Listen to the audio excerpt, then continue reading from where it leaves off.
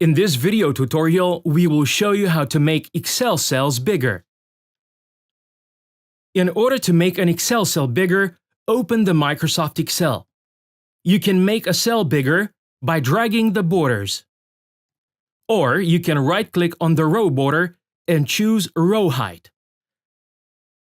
The same way, right-click on the column border and choose Column Width. To change a few rows at once, select them.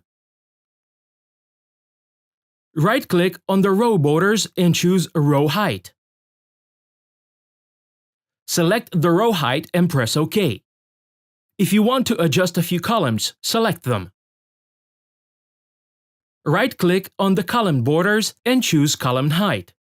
Select the column width and press OK.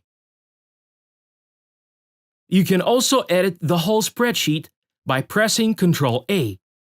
Right-click on the column border to select column width. Right-click on the row border to select row height.